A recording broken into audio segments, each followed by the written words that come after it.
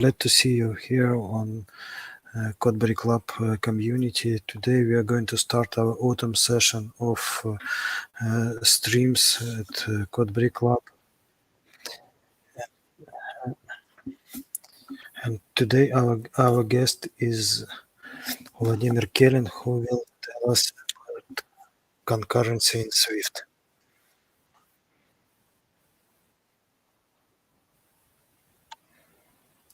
Hello, Vladimir. Hello. Please tell us if you see us on YouTube. Okay, so I'll start and I'll introduce this workshop. It will be split into parts, theoretical, these slides that you see now, and live coding. So in theoretical part, we will start with threads, and through the evolution, we'll see how our tools were developed and reached the concurrency framework. I also will present some benefits of concurrency. And after a quick recap, we will switch to live coding, where we will demonstrate these features in practice. I'll check.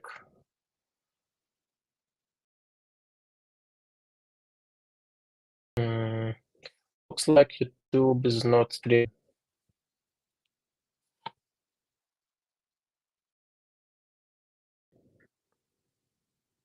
So let's continue. I need to introduce myself first.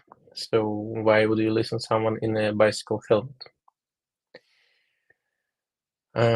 First of all, I'm quite experienced. I have 12 years of experience, which is enough to raise kids, or 1 or 2 kids, and teach them to ride a bicycle than to regret it.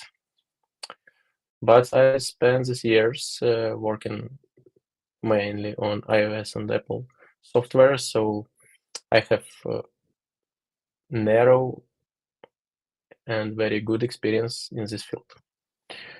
But working with the software was never enough for me.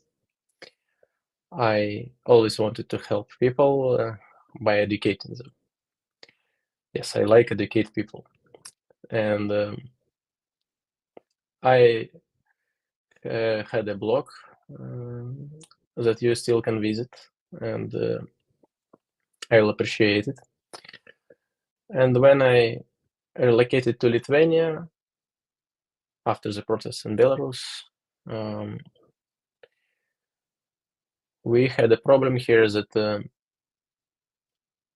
people don't have friends, people need to build networks and connections. So I started meetups for iOS developers, and first it was like chats about daily problems, legalization, and so on in a new country. But then people get bored with these simple talks, and they demanded some technical topics. I started to make workshops. For example, we take some small topic, grids in Swift UI, and I make a playground, I make a demo project and demonstrate it to everyone, and everyone liked it, really. So I got some experience in meetups, and then something good happened. Like Accenture company in Vilnius. Accenture invited me for meetup that you can see below. So there were around 9 people, not too big, but it was my first meetup where I understood that people like to listen. Because everyone was listening, people were excited, they asked questions. So that's why I believe it worth listening to me, and you will also be happy with, like, at least some of you will be happy with this workshop, and also will be excited and get some new and useful knowledge. So, to the workshop.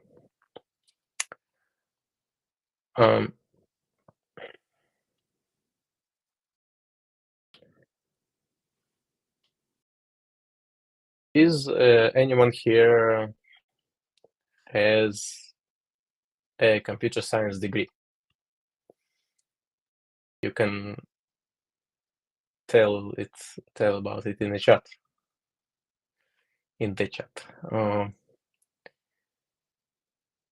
So actually, I do not have a degree in computer science. I have a degree in physics.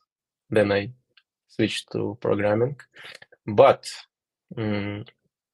whether you have this degree or not, you probably know the Turing machine. And you know Alan Turing, his Turing tests, and his famous Turing machine. So why I mention the Turing machine here is because it's very useful concept to describe a thread. So imagine this machine that like moves on the belt of symbols and reads them. This is what thread basically is. It's some sort of a pointer to the code, and to maintain that pointer you need a stack, which is the call stack that you see when you have a crash. And the registers and in multi-threading application, all the threads compete for the shared resources. So it's called concurrency, and it creates potential problems like that data races. For example, if one thread is iterating through the array and another thread deletes some objects in that array during the iteration, what will happen? So in order to get more control over this complex situation, we invented various tools like semaphores and locks. So lock is blocking the resource, then the thread can do its job and nobody else can get there. But locks create another problem, like a deadlock. That's why threads are considered complex topic and usually asked on interviews. And because if you know threads, you probably understand something. But the labor market requires more labor, and as our tools become simpler, so over the time, so more people can learn them. And Apple introduced Grand Central Dispatch as another concurrency tool, alongside with the concept of a block. Block, as you can see here, denoted by this symbol, is an anonymous function, and you can pass the pointer on that function. For example, you can put it to the queue, and this queue will execute these blocks one by one using a pool of threads. So that's what Grand Central Dispatch is, and pool of threads is actually better than a thread, because before Grand Central Dispatch, usually every module had its own thread if some background job was needed, and creating thread requires a lot of resources, because thread has some memory attached to this to hold the stack and so on, and it's quite slow process when we detach a new thread. So Actually, having a limited pool of thread allows us to take an existing thread. For example, in this code, you see background queue with low priority, but it can be actually executed on the main thread if it's not busy. It's totally possible. So Grand Central Dispatch allowed us to save resources and also simplify job for developer, because it's easy to understand what scope of code will be executed atomically, let's say, as one piece. In ideal world, of course. And we will get to this later. Here's another popular example of Grand Central Dispatch code. Dispatch once token allows to make sure that singleton is created exactly once, because if two threads try to access a class, it's possible that there will be two copies of one singleton, which is not desired. And luckily, in Swift, we have now a very short notation for singletons, and all singletons are thread safe in Swift by default. Sometimes you can hear that Grand Central Dispatch was deprecated because dispatch queue were introduced, but it's actually nonsense, because dispatch queue is basically the objective-oriented wrapper on over the Grand Central Dispatch.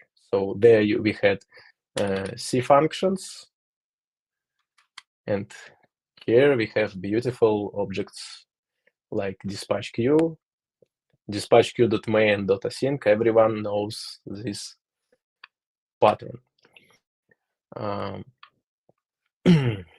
Then the actor model is the next level, like, of concurrency.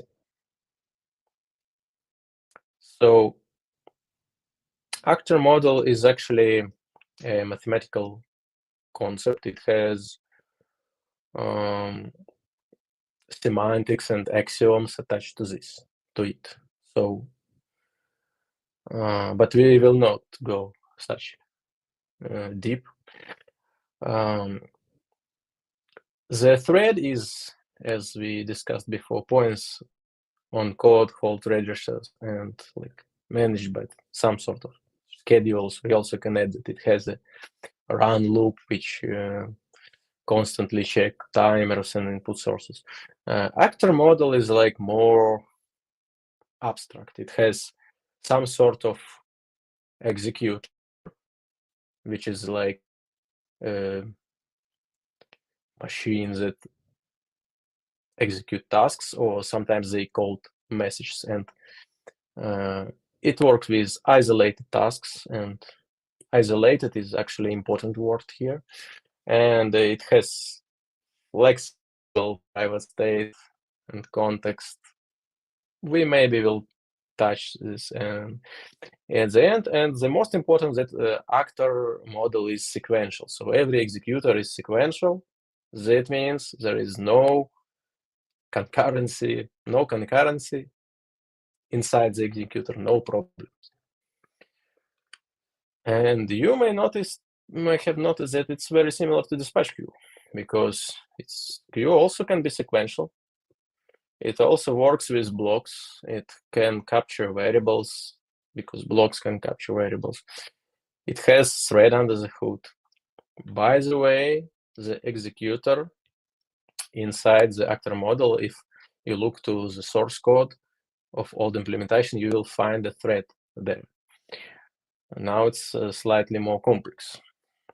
So it's similar, but the key difference is that tasks should be isolated to make sure that all this mathematical magic works, and actor model actually performs it best. And this isolation is achieved in Swift concurrency through the various classes, structures, protocols, and also through the special syntax. So what is Swift concurrency? I define this like a implementation of the actor model concept. So actor model is an abstract mathematical concept, and Swift concurrency is a local Apple platform implementation. And we cannot say that it's just a library because it also connected to compiler level syntax. Some keywords that you can see here, famous async await, which probably every modern programming language have. So more particular isolation is achieved through the asynchronous context. So if you, let's say, take the did become active method and put some asynchronous code here, like try to download data with a wait keyword, you will get a compiler error. So this function does not support, did become active, support concurrency. And in order to get rid of such error, you need to somehow get inside of the asynchronous context. So it can be done in various ways. For example, you can create a new task. Task is a unit of work, and inside it has executor. So in Swift concurrency, you do not pass tasks manually to executor. They like assigned automatically based on priority. You can check the documentation and see the initializers there. And you can create a asynchronous function. This means by adding async keyword in there. This means that this function is asynchronous by itself, but it also can be called outside only from the asynchronous context. So, okay, we got to that context. Everything is asynchronous. What is the benefit here?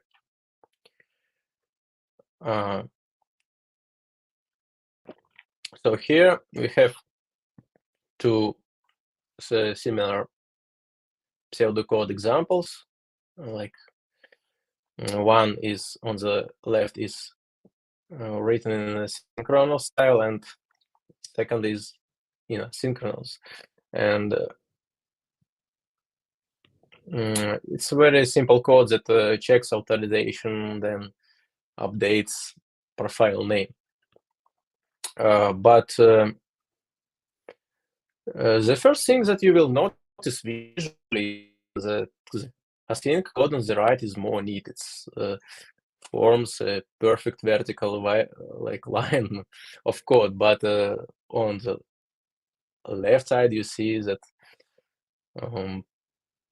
code is quite sloppy because we have these nested completions.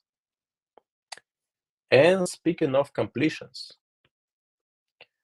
in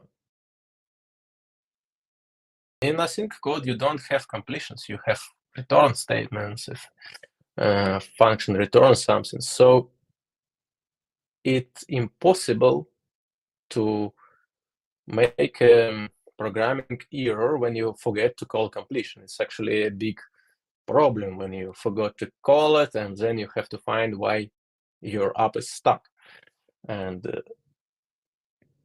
this way, the Swift concurrency make not only pretty code, but also more safe code. And many problems are fixed on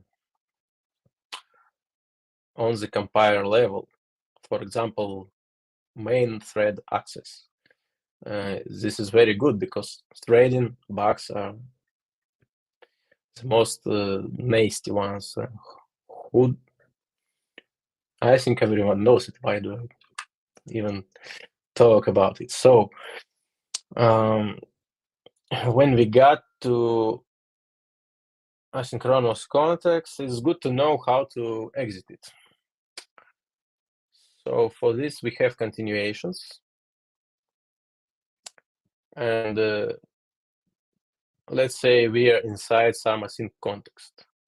Okay, we are inside the task, let's say. And then we need to call some old school function that has no async keyword but has completion. For example, here we have a CloudKit database fetch operation. So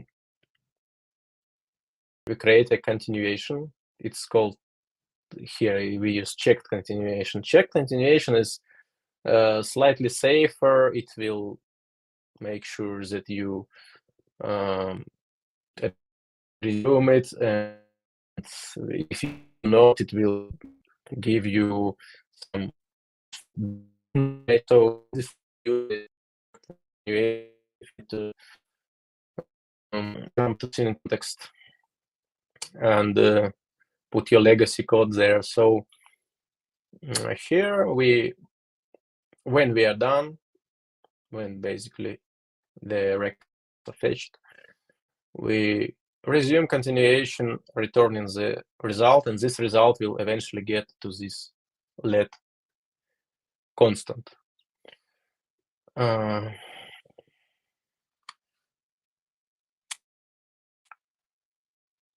Also, let's quickly get to structured concurrency, because when you start to use concurrency, you may ask yourself, and everything is sequential, how do we get parallel computations here? So the one way to get parallel computations is to create multiple tasks. Like in this example, we have two tasks, task 1, task 2, and when they're created, they start to execute immediately.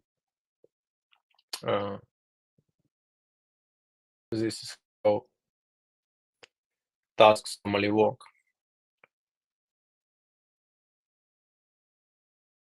So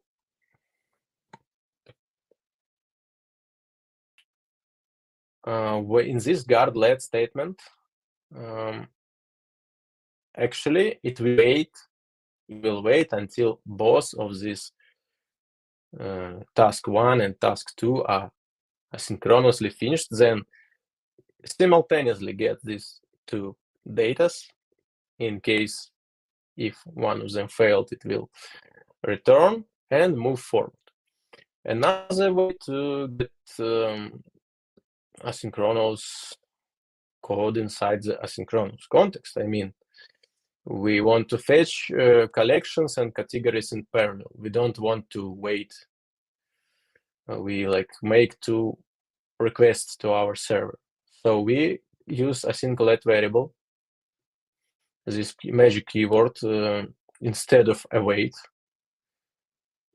because we could have let collections results is equal await keyword here, collection servers fetch, but we make async let, and then we can wait for two of these variables with a tuple.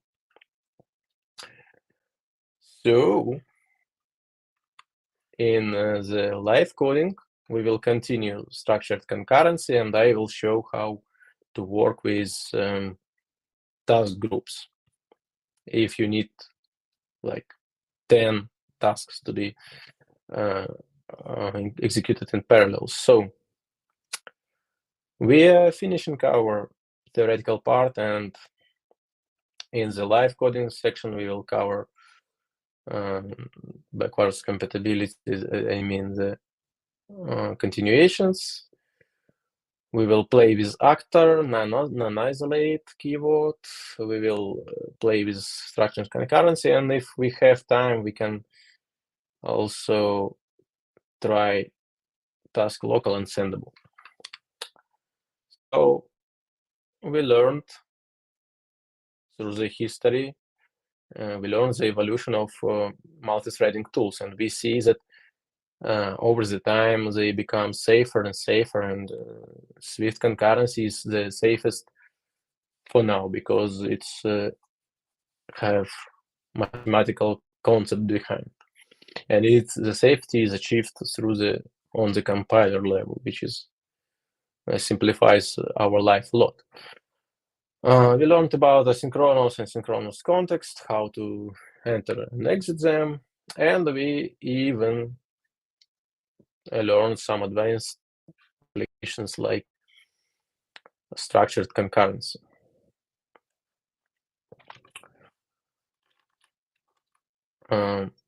Now I am switching to the Xcode.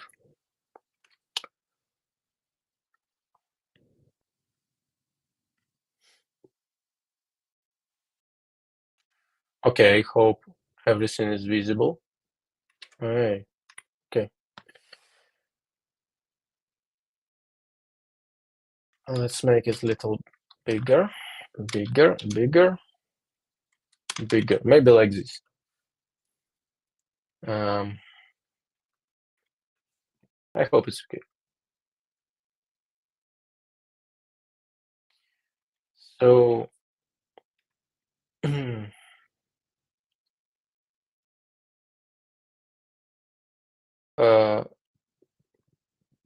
actors.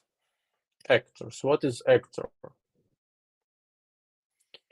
As we learned, actor is something that executes the tasks, but actually in practice, actor is some sort of structure that can be modified only from isolated context. For example, if you already know that the main actor and you probably understand that the concept of actor allows us to check thread safety. For example, if UI code is intended to work with main actor, this keyword actor allows us to make a compiler check.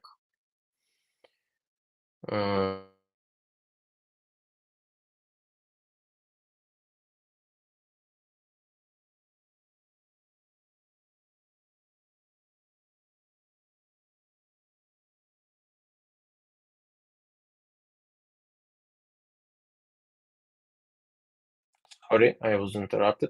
I hope our connection is good.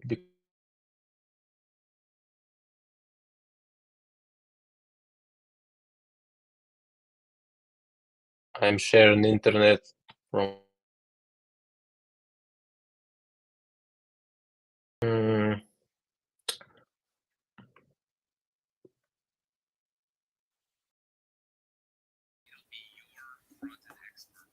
So from connection perspective, we have no any issues. I'm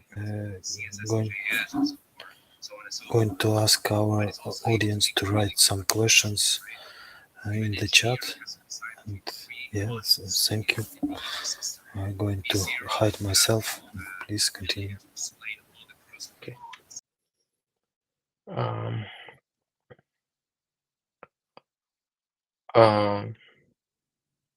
So we're talking about actor, and we're trying to access this actor property count outside of asynchronous context, and we immediately get this unisolated context error.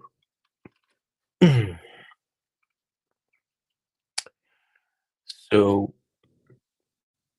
let's put this inside the task.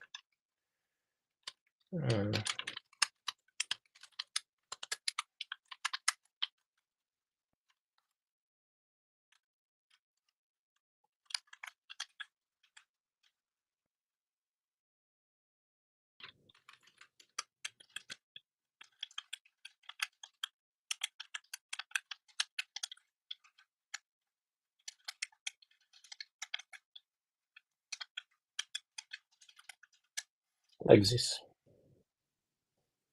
Let's comment out another sections, and it should work now.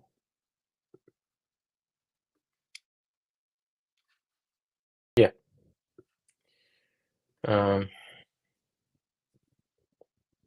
So inside the task, inside the isolated asynchronous context, our actor work, and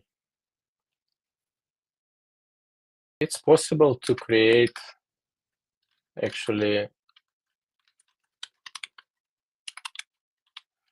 a non-isolated variable. Is like a regular variable. How do we call it?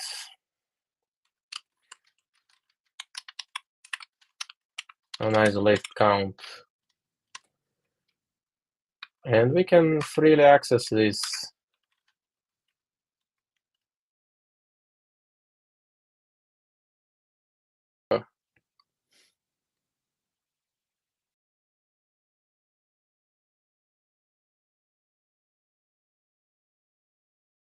Okay, wait now. We have now. So in rare cases, this can be useful.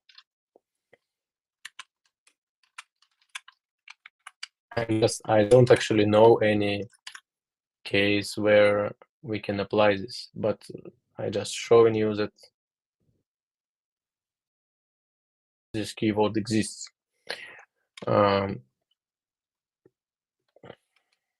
Okay. Oh, by the way, I have a tip for you. So I told in the presentation that you can create async context with help of task, with help of function, but actually you can make all your entire main function, let's say if you have a command line utility or some simple tool without interface, you can make entire function asynchronous and it will work. So further, I will demonstrate the beauty of like asynchronous and asynchronous approach comparing to our synchronous code. So it's a synchronous pseudocode. It has compiler errors because it's not exist. It's not defined. But for example, yes, we have this sloppy code, and we forget to call completion in the isolated statement. So in this condition, we forget to call completion and just return, and then we have a bug to find. But in the asynchronous context, it's simply a let variable with a wait keyword. No like no possibilities even for the error. And also it's very straightforward.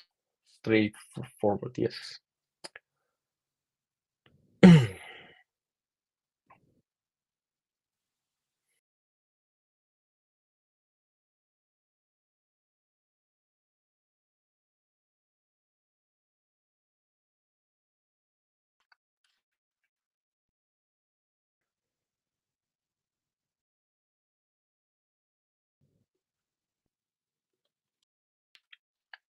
This is a common example how do we use a main actors. So it's like an UI kit code, or maybe it's inside of a model of Swift UI view. We have like activity indicator property, and we want to access it from the actually. This should have a wait, I think. Yes, from the main thread, we do it like this. Otherwise, Without main actor, we will bump into compiler issue, so it's very safe. Okay. Mhm.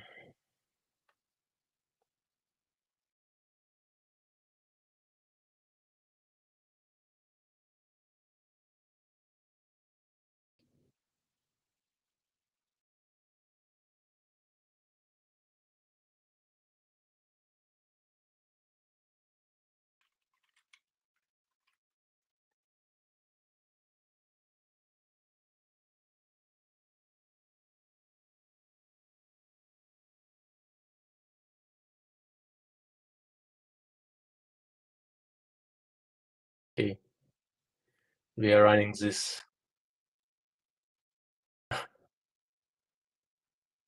I'm downloading code, and actually it got something.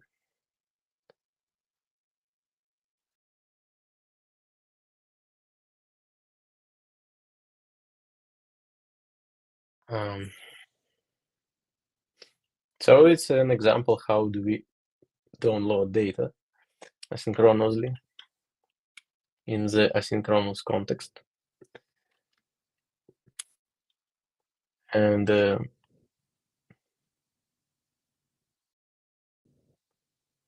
we simply put await keyword. We don't need to define any completions, and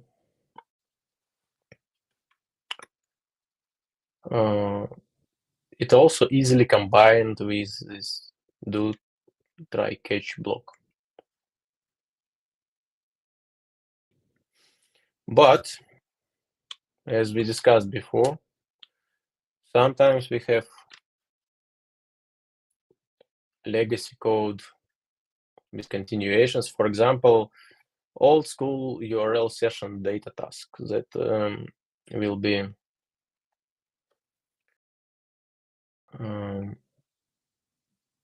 executed with completion. So here we IP it's like a IP address getter that will receive this encoded IP address, and we get the data, convert it to the string, and print the JSON basically. But here we, like in asynchronous context, yes, then we switch to synchronous context. Synchronously we call the continuation, resume. It's necessary. Otherwise we'll stuck, and let's try it.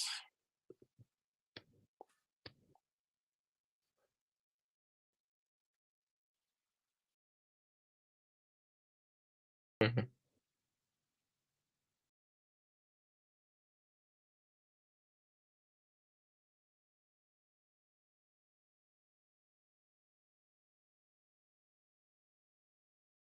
Mm,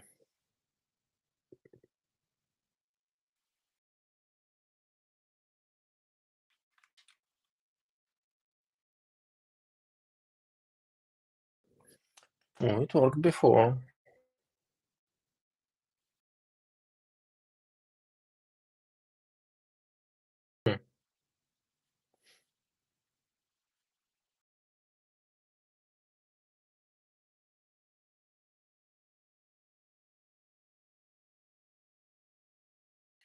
Hmm. The documentation might not code.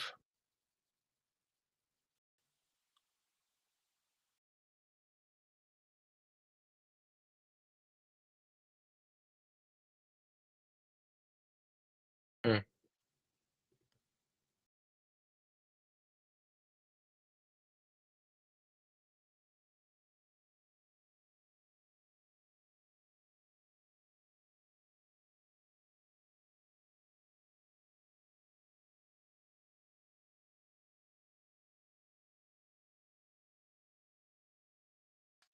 This is dump. Let me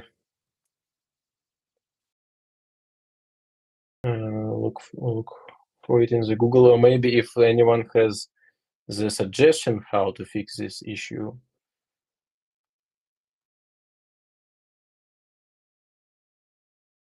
please help. Help is appreciated.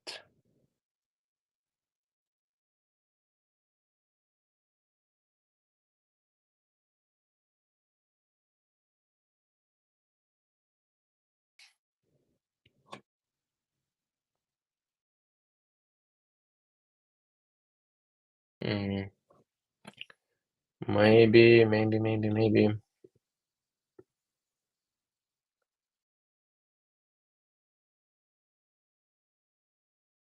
Maybe it's because of I did not finish this implementation. Let's try.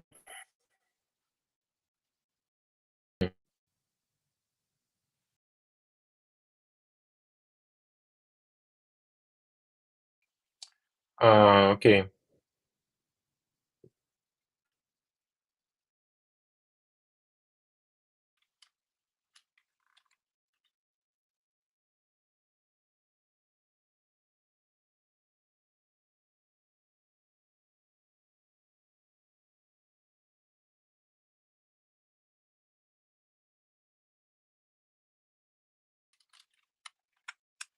Let's type again, maybe.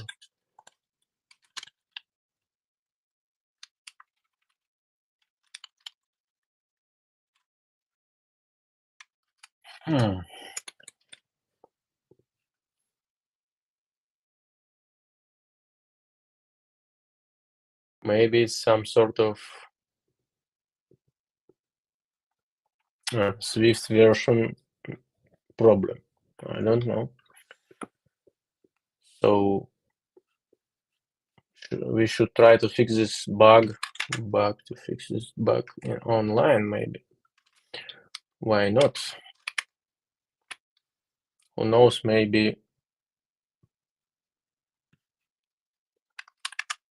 we will also bump into it sometime.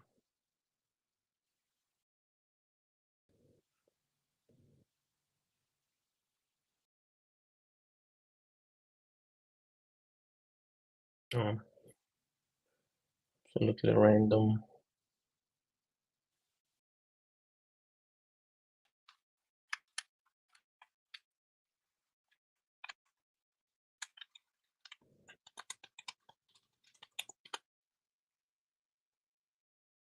Maybe we have no messages.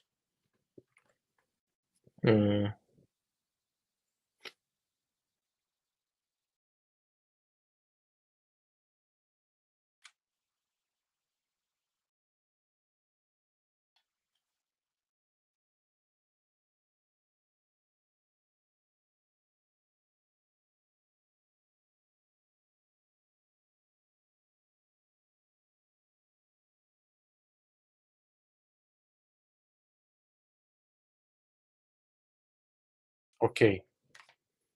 Maybe I should directly import concurrency.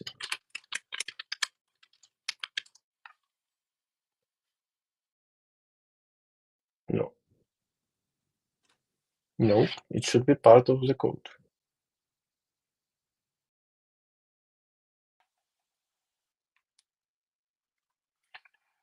It should be part of the foundation. Okay, well, like this. This is totally dumb. Can't look up symbols.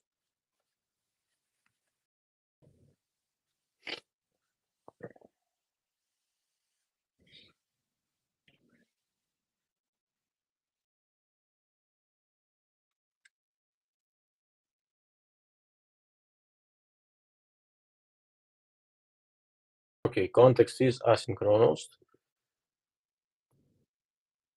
Check continuation, and it worked before it worked. I already have.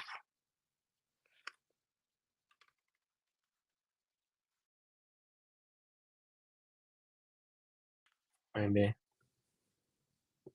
Apple has an example, no?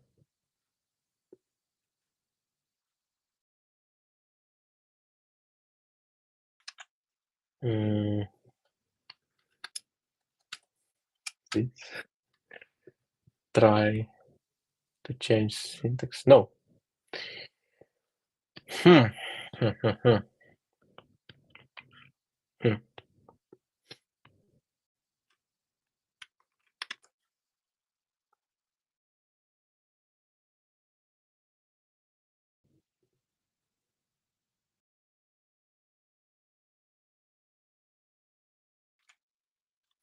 It's actually something new. Let's maybe comment out the previous code, and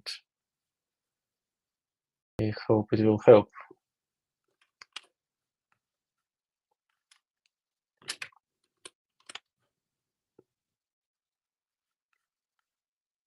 Oh.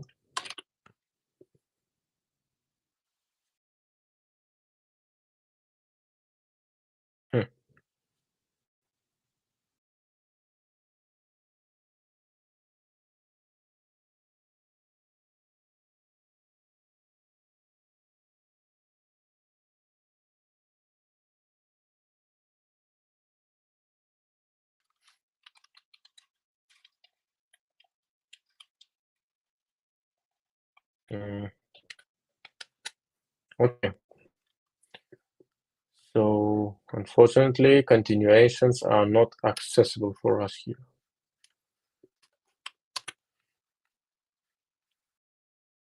Let's move to structured concurrency and don't waste our time anymore. No.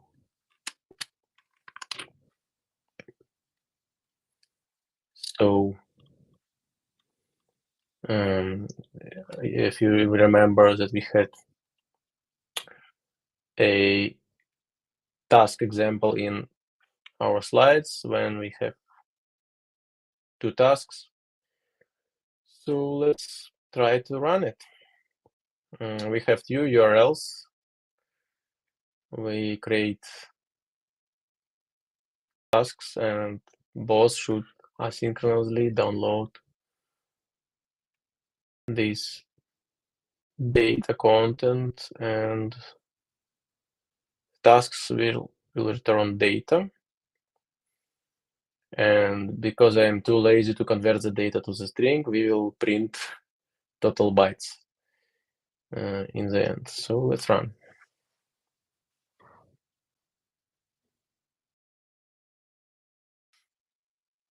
Okay.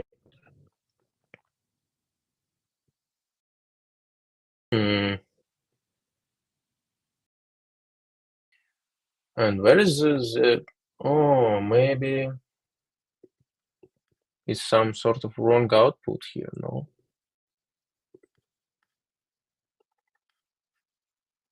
Because it seems to work, but I don't see print messages. Why do I want to see this print message? Because task 1 and task 2 are like finish asynchronously, and sometimes task 2 can finish earlier than task 1.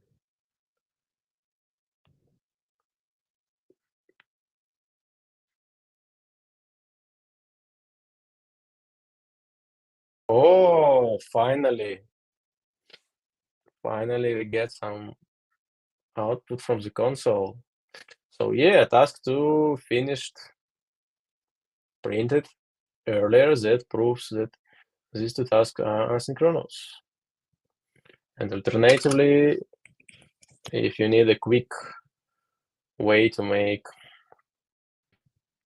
structured concurrency, parallel tasks, you can use async like this.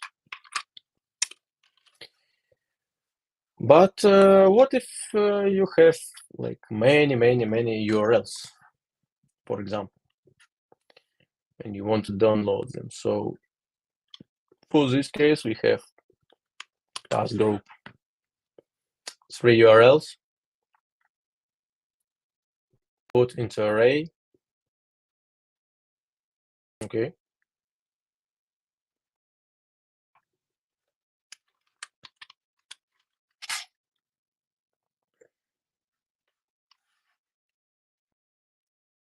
I hope now it will work as expected. So task group is, if you need a task group, you call this asynchronous built-in function with throwing task group, for example. Throwing because we want to throw this error that can be in the try, that can be here, and so on. And inside this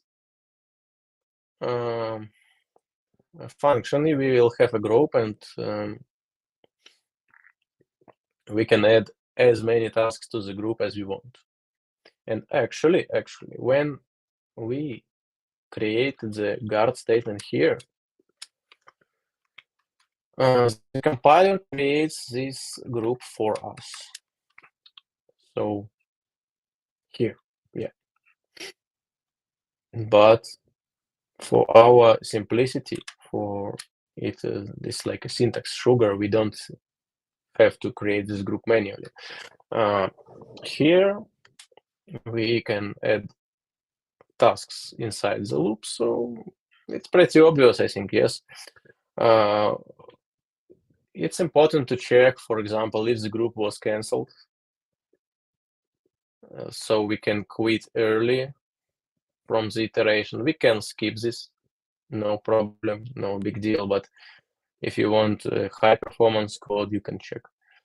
Let's run.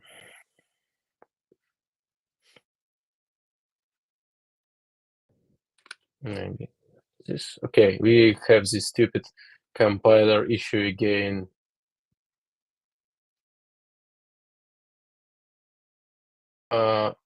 Bytes.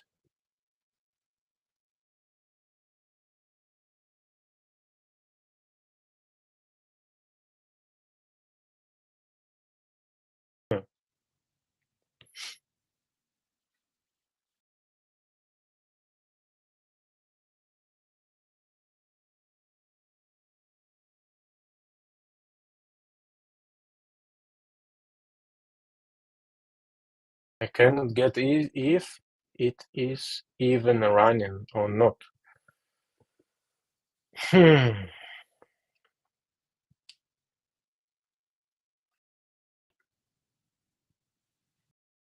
Very strange.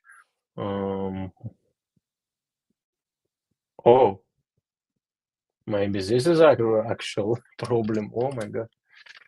So I created some test code for synchronous and asynchronous functions, but I don't use it, and maybe it gives this strange error. Let's see. Oh.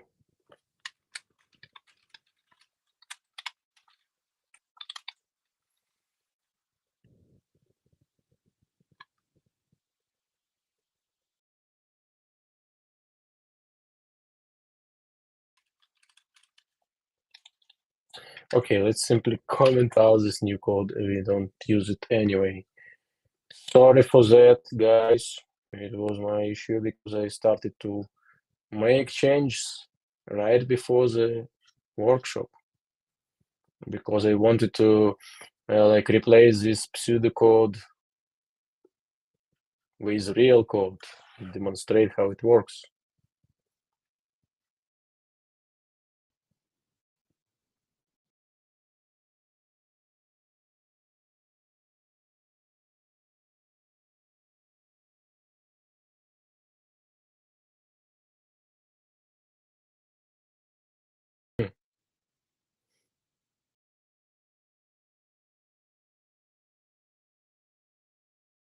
Still some issues. Okay, maybe if we restart the Xcode, it will start to work.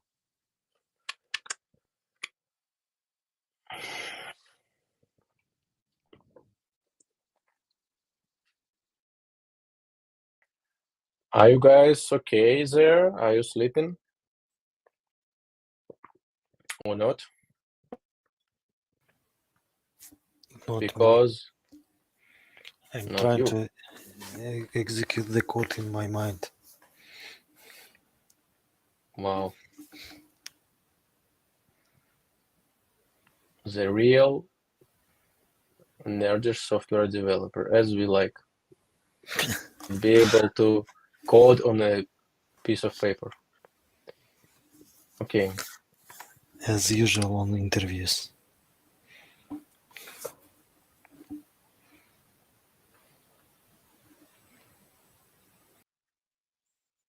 Super strange. So for some reason, this like concurrency functions don't want to work here. But why?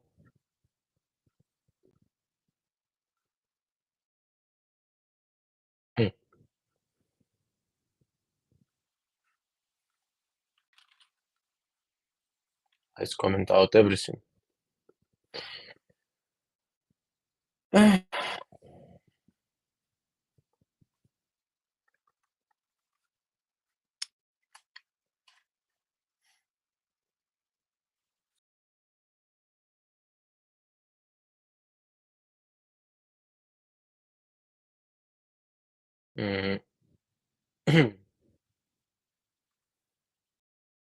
Okay. Believe me, this should work ideally. It's the correct demonstration, but unfortunately we can print our URLs and see what is downloaded first, because the URL with smaller body content should be the first one, but whatever. Okay. We still have topics to discuss. For example, task local. Task local is a very, very special feature. Let's say we have some structure.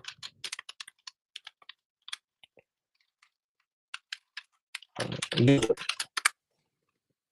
And it has ID. And also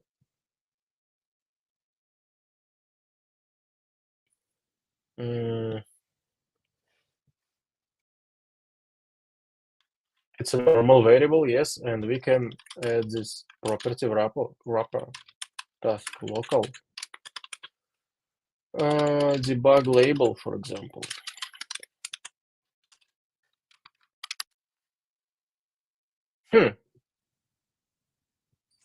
Static, okay, no problem.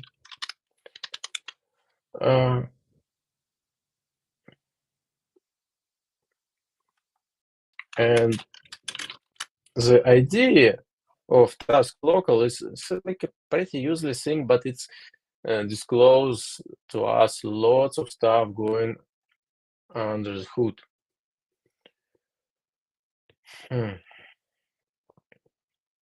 So when we create a task like this, like in this example, which was working, we actually detach the task, and tasks have some context that is passed from one task to another. For example, here we take this URL and pass it to the task. Task local allows us to like to go deeper task and pass information only in one direction, I would say. So when we create new task, there is a task graph created, task tree. Imagine Git. Yes, you have branches. So every new task is like a new branch. It has an enter point, it has a return point, and let's say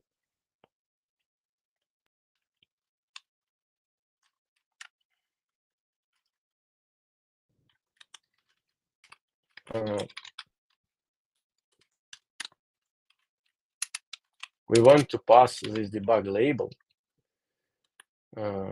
to all the child. It's again, it's not seeing this concurrency code. Why?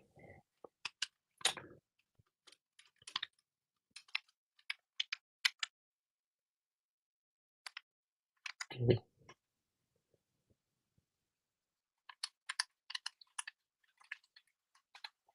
Well, task local is some sort of data that can be passed with such code to the child task. So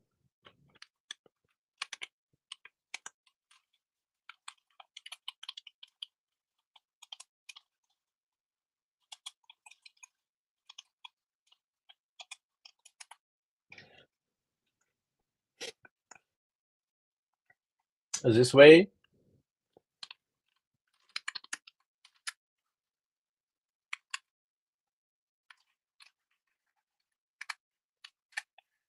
here we expect the string, okay? But what if we create two different tasks?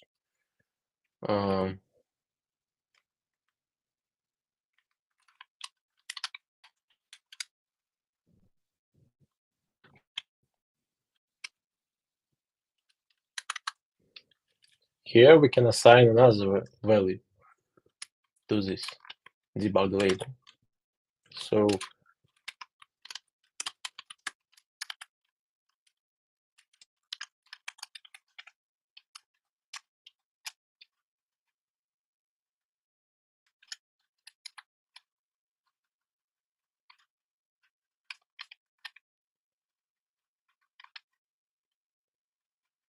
but if we do not assign,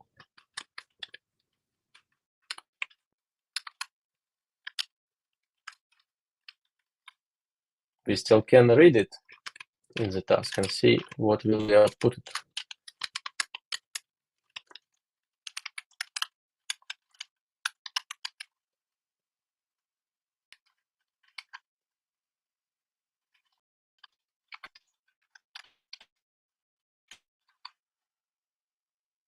Oh, let's hope it will run correctly. Okay, good. So here it outputs top level task, like some sort of like register that is overridden with every child task. And I didn't find any useful application besides that it's useful for debug purposes. For example, we can track the flow of tasks, but I am sure that this task local is important for inner implementations. Okay, and another good thing to know is a sendable protocol.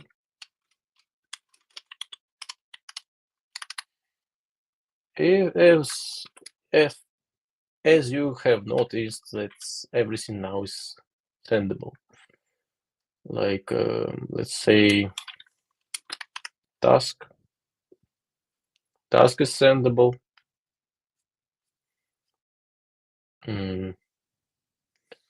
Primitive types are sendable, and many things are sendable. Like, wow, so much of them.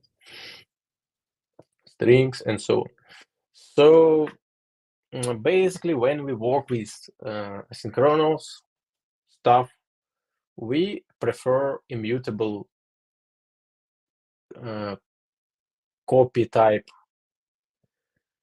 like value type variables, like structures. We don't like immutable stuff. We don't like classes in multi-threading because it creates possible weak points, possible vulnerabilities. And sendable is something that can be easily shared between different contexts without risks to lose it. For example,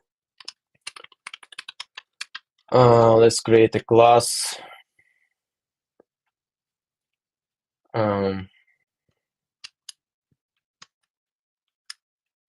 Let's say leaderboard, and make it sendable. And we had a user before, I think. Somewhere.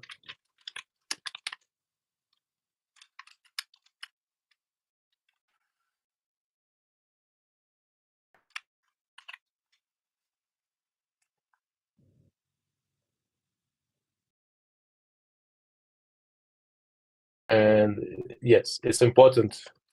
If you want something to be sendable, you can create a struct. In this case, it will be sendable by default. Or you can create a final class.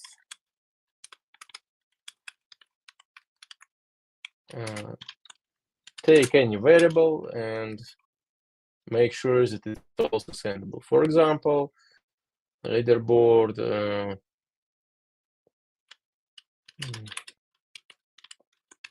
max count, something like this.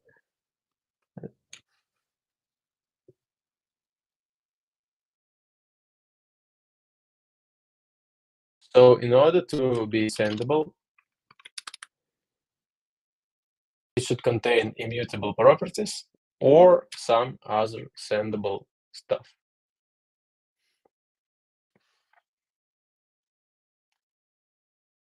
For example, our user.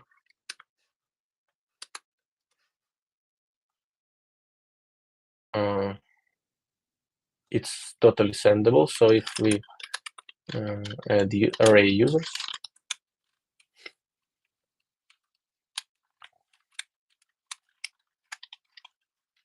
like this. Oh, it's class. So we have to provide a default value. Okay, it's also sendable because user is sendable. So sometimes we need it when working with context, and basically sendable is an extension of the idea of immutable stuff that we can pass through the context. And it's also mainly used for, so it slightly widens the class of sendable things. For example, tasks are sendable, and this is mainly for inner implementation. Basically, what we need to know is that anything that is immutable and copied by value, it's totally thread safe, and entire functional programming is favors this type of data in our models. So that's it. That was a live coding part with some disappointments because for some reason, okay, something works, something doesn't want to work, but I hope that it was useful. And please write a comments. What do you think about this part? What would you like to improve, or how terrible was the issue with compiler? Maybe you know the solution for this. As I can see, Okay. we have listeners and observers on the stream, but we have no comments writer. We have just one comment from a guy from Brazil, and he say hello from Brazil. Hello. Oh, hello. Also, I think feel free to write your comments under the video. Probably Vladimir will review the comments in future and answer not in the chat but under the video. But anyway, thank you everybody who is on the stream and listen and check and write. And thank you, Vladimir, for the presentation, for a huge coding part. I hope we will have more streams soon. And yeah, thank you very much. Yeah, I have more topics to share. Or maybe if somebody wants, we can like dive even deeper to concurrency, or please suggest topics. And Let's wait for comments onto the video, and based on the comments, we can discuss new topics and make more streams.